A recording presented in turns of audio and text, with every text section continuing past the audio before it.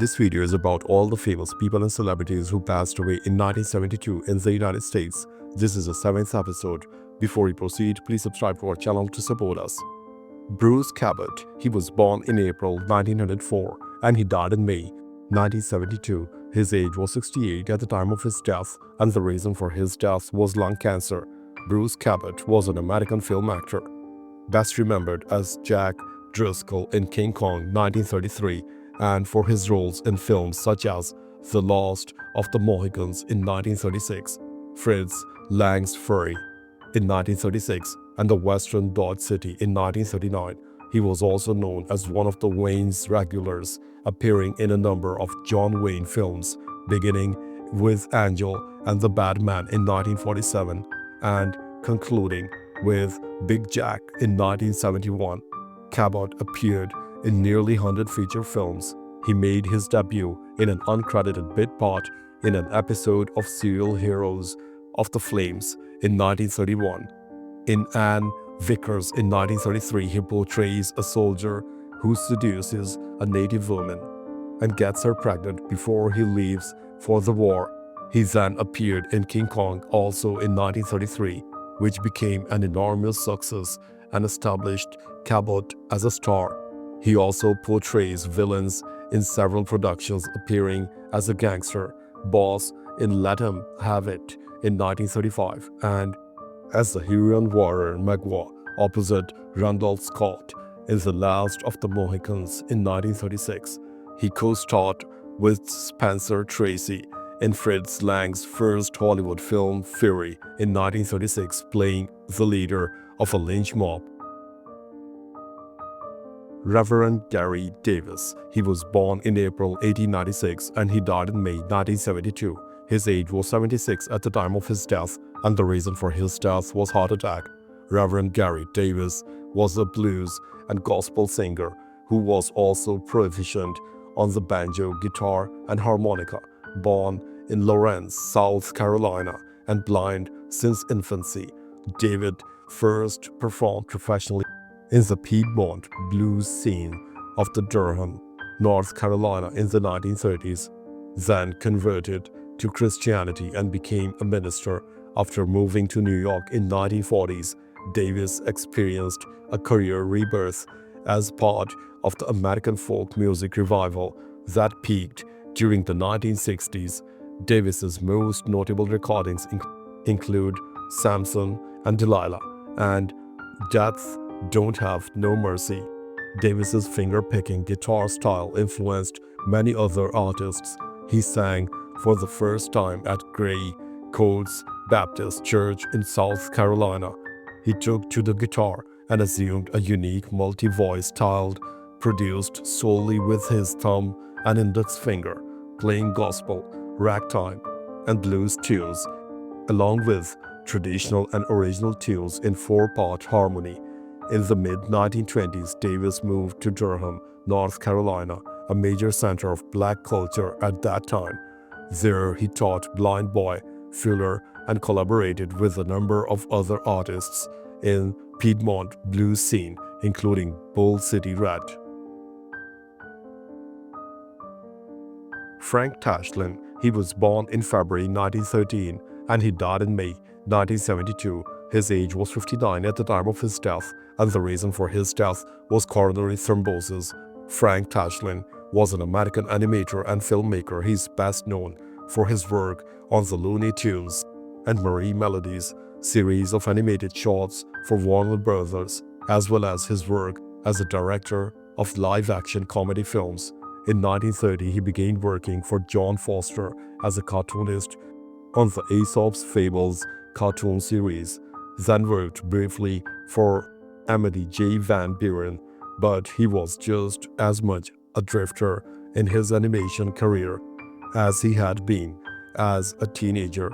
Tashlin joined Leon Schlesinger Cartoon Studio at Warner Brothers as an animator in 1933, where he was known as a fast animator. Tashlin moved on from animation in 1946 to become a gag writer for the Marx Brothers, Lucille Ball, and others, and as a screenwriter for stars such as Bob Hope and Red Skelton. His live-action films still echo elements of his animation background. Tashlin peppered them with unlikely side gags, breakneck pacing, and unexpected plot twists. Tashlin began his career directing feature films when he was asked to finish directing the 1951 film The Lemon Drop Kid starring Bob Hope. Howard Deering Johnson. He was born in February 1897 and he died in June 1972. His age was 75 at the time of his death, and the reason for his death was pneumonia. Howard Johnson was an American entrepreneur, businessman, and the founder of an American chain of restaurants and motels under one company of the same name, Howard Johnson's. He served during the First World War in the American Expeditionary Force in France. His father died and left him a business that was in debt. He ran the cigar store until 1924 when he liquidated it, but he could not erase the $10,000 debt.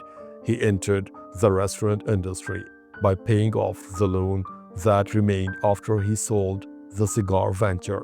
In 1925, he bought a small soda shop in the Wollaston neighborhood of Quincy, Massachusetts.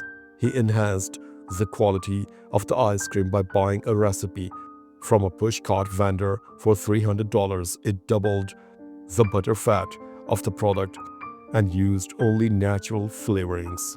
He used hand-cranked makers in his basement and by 1928 was grossing about $240,000 from ice cream sold in the store and nearby beaches.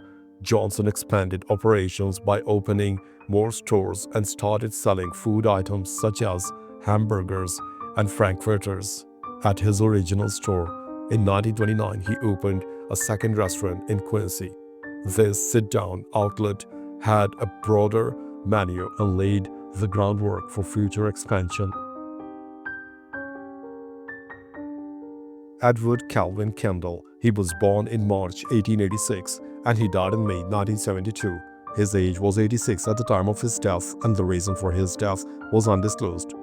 Edward C. Kendall was an American biochemist. In 1950, Kendall was awarded the Nobel Prize for Physiology or Medicine along with Swiss chemist Thaddeus Reichstein and Mayo Clinic physician Philip S. Hench for their work with hormones of the adrenal glands.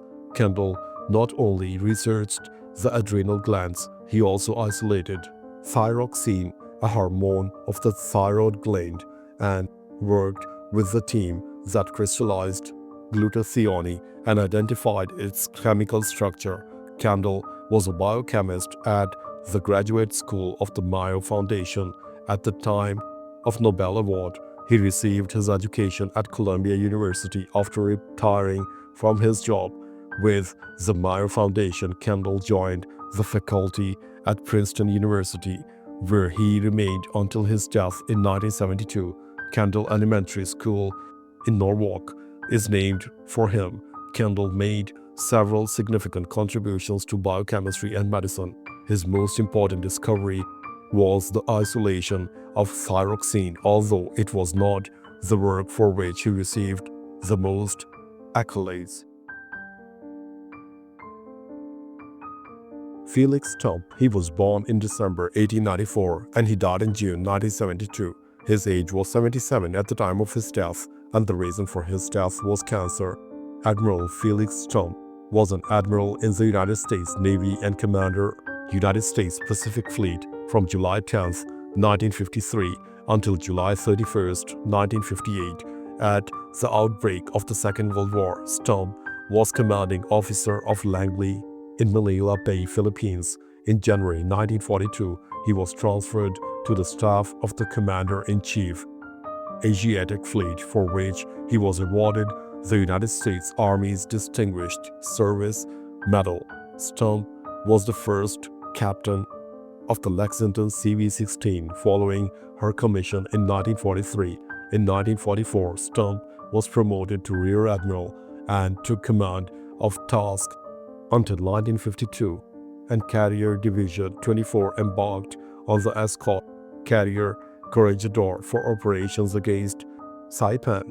Following action at Saipan, Stump remained commanded Carrier Division 24 but was now assigned to Task Unit 77.4.2. At the battles of Leyte Gulf and Samar, he embarked aboard the Natoma Bay in October 1944. For his role in these battles, he was awarded the Navy Cross. His flag remained on Natoma Bay through early 1945, while his sailors continued operations in Philippines. Thanks for watching the video. Please don't forget to subscribe to our channel. Have a nice day.